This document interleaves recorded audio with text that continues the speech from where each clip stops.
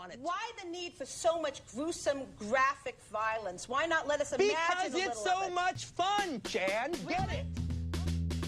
Quentin Tarantino is an enigma, a rare filmmaker the likes of which we may never ever see again. He's someone who has the ability to combine crazy violence, long dialogues, non-linear scenes, and feet to make films that I can rewatch again and again, and each time they are more entertaining than the previous one. Please tell me this isn't fun. Django sending Candy's sister flying away from the house with his shotgun. Two American soldiers lighting up Nazis in a burning theater. The bride cutting the arms and legs of hundreds of Japanese henchmen, and well, whatever this scene is. Let's look at the man's filmography. What makes his films so good, and more importantly, what makes them so fucking entertaining and rewatchable. I'll also talk about my personal favorite Tarantino film in the fourth part of this video, so stay tuned or skip right to it if you are interested in that first.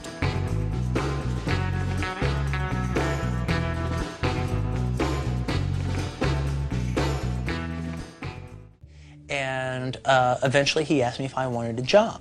And I was like, yeah, I'd love a job here. This would be a dream.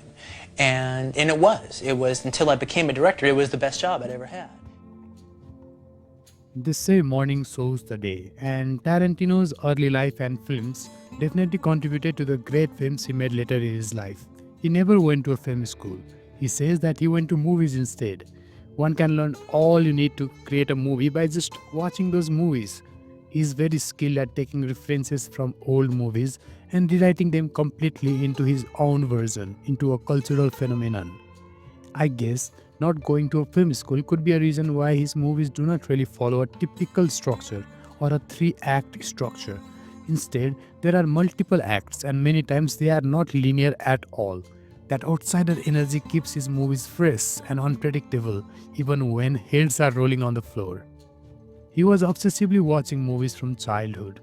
Growing up in LA, he was devouring everything from Sergio Leone's spaghetti westerns to blaxploitation flicks like Shaft and Foxy Brown, which is told to be an inspiration for his own movie Jackie Brown. He loved the classic martial arts movies and gritty crime dramas as well. They weren't just passive viewings. He internalized their pacing, their over-the-top characters, and their unapologetic violence. That mix of genres gave him a knack for blending tension with dark humor. The violence in those old films wasn't sanitized like they are these days. It was raw, it was stylized, which you see echoed in, say, the ear-cutting scene in Reservoir Dogs or the blood-soaked chaos of Kill Bill. It's not just gore, it's choreographed chaos, a sort of dance, and full-on entertainment. There is something about this type of violence that hits some string in our primitive brains, our psychology, which makes them entertaining and not horrifying. And then there are the video archives years. Working at a rental store in his 20s, he wasn't just a clerk, he was a curator, dissecting B-movies and cult classics with customers and co-workers. Funny how he himself ended up making amazing cult classics later. He learned what made films stick to the minds of audiences because they stuck to his sharp dialogue, memorable characters, and a willingness to lean into the absurd or the brutal. He'd recommend stuff like The Big Combo or Lady Snowblood, films that did not pull any punches and thrived on rewatchability because of their quirks. That job honed his ability to craft scenes that still burn into our brain, violent or not. You want me to be the most despicable Negro in the history of cinema? And he was like, well, yeah. Yeah. It's like, okay, let's do it. Let's do it. Let's do it. To play a major character in a Tarantino film is a really tough job. The actors have to be able to execute his long, looping monologues perfectly.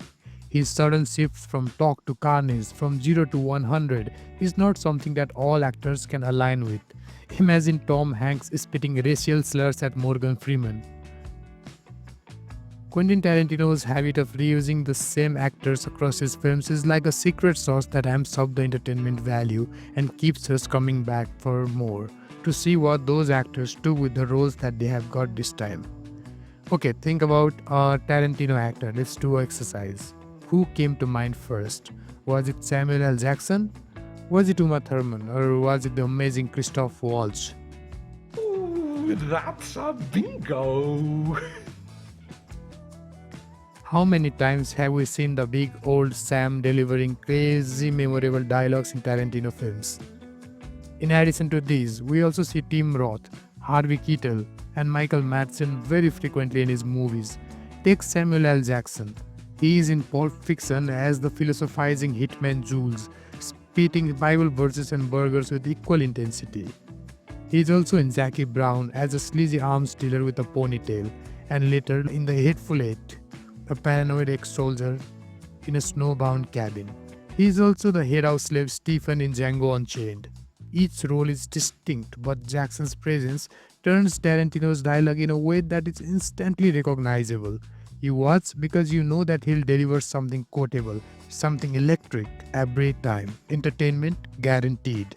Using these actors is a deliberate choice that taps into the chemistry, familiarity, and a shared creative shorthand, making his movies feel like a wild family reunion where everyone knows the vibe.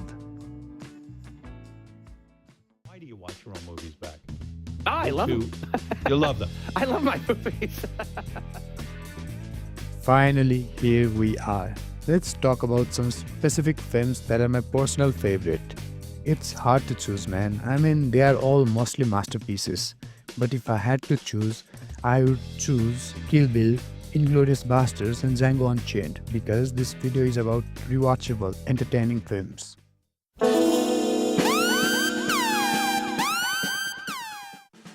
Kill Bill is a two-part martial arts epic that follows the bride, a former assassin, out to slaughter her ex-colleagues after they leave her for dead on her wedding day. Volume 1 is a blood-soaked rampage. The highlight of the first part is the crazy 88 fight, where she hacks through dozens of goons in a Tokyo nightclub, blood spraying like geyser. Volume 2 slows down for character beats like her finally connecting with her daughter, the showdown with Bill, all the tender and tense moments before the fatal 5-point palm exploding heart technique. It's a love letter to kung fu flicks, spaghetti westerns, and samurai cinema stitched together with Tarantino's pop culture blender. The action is relentless. Volume 1's anime-style gore and Volume 2's claustrophobic escapes are pure adrenaline. That woman deserves her revenge, and we deserve to die.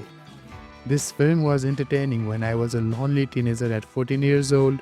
It was entertaining when I was watching this with my friends in college at 20 years old. And it is still so entertaining when I watch it with my girlfriend at 25 years old. Inglourious Basterds. Now this World War II revenge fantasy follows two plots. The Bastards, a squad of Jewish American soldiers led by Aldo Raine, scalping Nazis in occupied France, and Shoshana, a Jewish cinema owner plotting to burn down her theater with Hitler inside it, and Hans Landa sniffing around both of them. It ends in a fiery history-rewriting climax where the Führer gets machine gunned to a pulp. Jewish people must absolutely love this film. The tension is unbearable in the opening scene. The opening dairy farm scene where Landa toys with a farmer hiding Jews is a masterclass in slow burn dread. Then it flips to happy violence, pig killing Nazis, and the beer juice baseball bat brutality are absurdly fun. Waltz steals it again, with his polite menace turning every line into a threat, while the Bastard's cartoonish chaos keeps you laughing throughout the carnage. And who can forget the famous bar scene with 3 glasses? This film has a scene that I consider the funniest moment in all history of cinema. Brad Pitt's Aldo Raine with a thick American accent attempting to speak Italian. Sì, corretto. Gorlami? Per cortesia, me lo ripeti ancora? Gorlami. Scusi, con me? Gorlami. Django Unchained is my favorite Tarantino film of all time. I must have watched it at least 15 times throughout these years. A slave-turned-bounty hunter, Django, teams with Dr. King Schultz to free his wife, Brunhilde, from plantation owner Calvin Candy. It's just like the story of the Princess Brunhilde that Schultz tells Django early in the film. It is a spaghetti western with a slavery twist. Django guns down overseers, Schultz negotiates with style, and Candy's dinner table meltdown ends in a bloodbath. Django goes from chained to unchained, but funny and cool as hell in his blue suit, while Walter Schultz is a verbose delight, schooling fools with a smile. DiCaprio's Candy, smashing skulls unhinged with a hammer, is a villain that I love to hate. And Samuel L. Jackson's Stephen, well, the house slave is a curveball of loyalty and venom.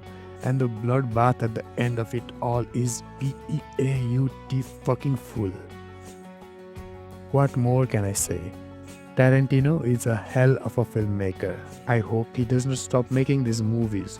And if he does stop, I'm glad that he made the 10 beautifully violent masterpieces that I can go back to anytime to get entertained and forget all the worries of the world. And with that being said, I will end this video here. If you like this video, please hit the like button so that I know that making this was worth it. And I hope you stick around and check out my other videos as well. See you in another video, and until then, keep watching great and not so great films.